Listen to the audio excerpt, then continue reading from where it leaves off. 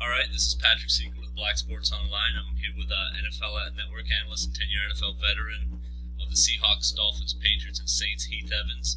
He's the founder of the Heath Evans Foundation, which helps abused children. Thanks for joining us, Heath. Oh, thanks for having me on, buddy. Now, through the foundation, fans have a very exciting opportunity to win a trip to the BCS championship game. Can you tell us a little bit about that?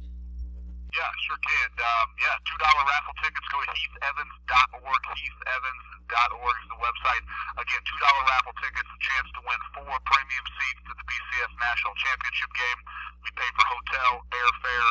We even pay the taxes on the prize you win to the federal government. So we've taken care of everything. And then obviously all of this money goes to help us battle the issue of childhood sexual abuse. Now, how exactly does the money go to that? Is it to help prevention? Is it to help victims? Where does the money go? Our goals are, kind of two-pronged. The first one is to provide free of charge professional anonymous counseling to victims. So we try to heal the emotional wounds of sexual abuse first and foremost. And then secondly, we bring awareness to the epidemic of childhood sexual abuse. So let people know that there's 1 out of 4 girls, 1 out of 6 boys nationwide before the age of 18, as it stands right now, will be sexually abused. I always challenge people to go Google it, check it out for yourself. You'll find harsher statistics. But so our focus is really the emotional battle for the victims and getting them the help that they need. Now, do you think with all these recent controversies with Penn State and Syracuse, do you think it might actually be a good thing that stuff like that came out and is bringing more awareness to the cause? Well, it's definitely a good thing. I mean, we hate the fact that it's happened, but it does bring it to the forefront of people's mind, and it does drive home to parents and loved ones that we've got to protect our kids. And it just makes us very aware of the culture and the society we live in, and what our kids are battling and facing, and how prevalent it is. And then for our side, from the foundation side, is that it helps. Obviously, people want to get involved in ending this thing that we call childhood sexual abuse. Now, besides the raffle, how else can people help? Well, you know what? Obviously, when you start a grassroots effort like I did in 2006, we have a lot of monthly, weekly givers. We have one-time givers. But people just need to go to heathevans.org and check us out. There in South Florida, we do a lot of stuff. We have a bunch of events. We've got a Sailfish Super Bowl coming up at the end of January. If people are big fishermen, then you can get in here. It's a sailfish tournament. This is our second year. Last year was a huge success. This year we're fishing out of 2 inlets. It's going to be a huge tournament. And obviously, again, all that money goes to help us raise awareness and continue to provide free of charge counseling to victims. But people can go to heathevans.org and check out all the different things that we do. We always need volunteers for different events. And so all the info is at heathevans.org. All right, now getting back to this game on the 9th, you're an Auburn guy, so how do you feel about 2 SEC rivals being in the championship game? It's a good thing. For me, obviously I'm an SEC biased guy, but ultimately you got the 2 best teams in the country playing for the national championship. I know it's a repeat of the game earlier in the season. I know a lot of people would have loved to have seen Oklahoma State in there, but I know football. 3 years in the SEC, 10 years in the NFL. Oklahoma State doesn't belong on the same field as either one of those defenses that Alabama and LSU is going to put out there. And that's just the truth. And it's statistically proven, and it's been proven time and time again that there's not too many teams here in the last decade that can run with the SEC. You talk about, I think it's 6 or 7 straight national championships coming out of the SEC. That's a long time of dominance, and it's only going to continue. Now, you recently made headlines for some comments you made about Nick Saban, where he stepped over a convulsing player when you played for him on the Dolphins. And his way of treating people is pretty well known. Why do you think people are so willing to send their kids to play for him?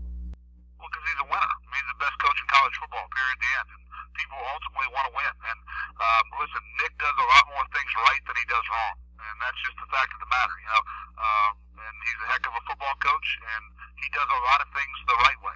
There's a few things that are his personality that obviously I don't agree with and didn't like when I was playing for him. But ultimately, the proof's in the pudding. The guy wins football games, at least at the college level, and he's had a lot of success doing it. How great was it to stick it to him when you got cut and then went to play for the Patriots and replace Corey Dillon for that game? Of course it was great. I mean, I got cut 2 weeks earlier, barely knew the offense in New England. Corey Dillon pulls his calf the first play of the game. I barely know the offense, and step in there and have a 120, 130-something combined yards rushing and receiving, and it was a great day. It was good to get a win. It was good to kind of start to form my niche there in New England for the next 4 years. Now, another guy Saban was obviously wrong on is your former teammate in New Orleans, Drew Brees, who just set the single-season passing yardage record, held by, obviously, the Dolphins' Dan Marino. How much motivation do you think he got from being passed over in place of Dante Culpepper? Well, I think in Nick's defense on this one is Nick wanted Drew Brees. And I think ownership and management wouldn't sign off on Drew's shoulder. They were more willing to sign off on Dante Culpepper's knee. And obviously that didn't work out. From what I know of the situation, Nick was very convinced that Drew would be fine. Dr. Andrews stood on the table for Drew's shoulder and said, hey, give this kid time. He's going to be just fine. And Dr. Andrews was right. From what I heard, Nick obviously was trying to do the right thing and either wasn't allowed to or wasn't able to have his choice. Well, it wouldn't be the first time the Dolphins passed on Drew Brees, and I think they're regretting that now.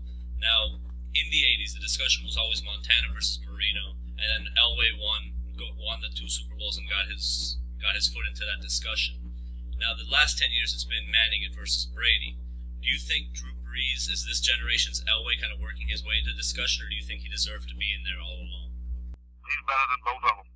I mean, he just is. I mean, there's an athleticism side to his game that neither of those other guys have. When I played with Brady, and listen, you don't get any better than Brady, you don't get any better than Manning, but guess what? You don't get any better than Brees either. I mean, Drew put on a display in front of the nation Monday night versus the Falcons. Free blitzers, free rushers. I mean, he made a miss in the pocket and then delivers 40-yard strikes down the field. What this guy has accomplished at 6 feet tall is amazing.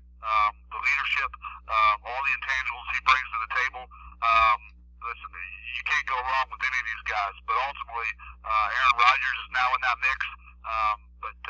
Listen, Drew Brees is as special as they come. I left out Aaron Rodgers because he's a little bit younger, but barring injury, do you see anything stopping that guy from becoming the best quarterback ever? Are you talking about Aaron Rodgers? Yes. It's hard to say. There's a lot of different intangibles that go into that. You got to keep that wide receiver core. I mean, we've seen the last couple weeks that team struggle at times because of a beat-up O-line. The one thing that you can praise Brady about is, I mean, they have put in different guards, different centers, different tackles, and he makes them all look great. And that's the special part about Brady, that they just find a way to make things work. Next man up mentality. I mean, I think about 06, maybe the greatest year, not statistically, but probably the greatest year in my mind that Brady's ever had. I mean, you talk about Rashae Caldwell, you talk about, I'm trying to remember who the rest of our Doug Gabriel, I'm trying to remember the rest of our wide receivers. I mean, there was really Jabbar Gaffney, not no-name guys, but not your upper-tier wide receivers. He made those guys look great every week. And so, listen, these quarterbacks, they're all special. Aaron's going to have a lot of things fall in place to achieve 3 Super Bowls like Brady has, and then obviously be as consistent as Drew Brees and Brady and Eli, or it's not Eli, but Peyton, excuse me. Now, the way Green Bay's offense is set up, do you think they would actually prefer to play in a dome as opposed to Lambeau in the playoffs, given just like random choice? You know what? I doubt it. Just because, I mean, listen, they're ingrained with that Lambeau DNA. I mean, the fans outside, the cold weather, the hard field, the poor grass at times. And honestly, it gives them an advantage because they can go practice on it anytime they want. They've proven to be efficient outside in cold weather throwing the ball. And it's a challenge for any team. You talk about the 2 teams that are most likely on paper to knock them off. It'd either be the Niners or the Saints, 2 warm weather teams, a dome team, and then a West Coast team having to go in there. It's a true advantage. I doubt that anybody on that roster or in that front office would ever want to give that game-changing ability up because of the weather and just the Lambeau mystique. So who's going to win it? My picks all year have been Brady versus Brees in the Super Bowl. Who wins, I have no idea. You probably have some friendships on there that you don't want to mess up. Well, no, I mean, I always give reasons. I mean, the week 1, Packers versus Saints, I picked the Packers, and of course, I don't really have any friends on the Packers, but I had a lot of belief in why they'd win, and they won, and it was for a lot of experience of dropping the banner and being the first week back on the field after winning a Super Bowl. I remember our approach week one last season after we won the Super Bowl in '09. It's tough to overcome that emotional sense that a team carries in after watching their championship banner get dropped and all the different things that go into that. So, you know what? I need to watch some teams play down the stretch, and believe you me, if it's the Pats versus the Saints in the Super Bowl, I'll make a pick. I promise you. All right, now you're working with the NFL Network. How's that transition been to being in a suit and tie on TV instead of in a helmet blocking for these guys? You know what? A lot easier and a lot less painful. You know, it's been good. You know, I got in 10 great years, part of 2 Super Bowl teams, and had a lot of fun doing it.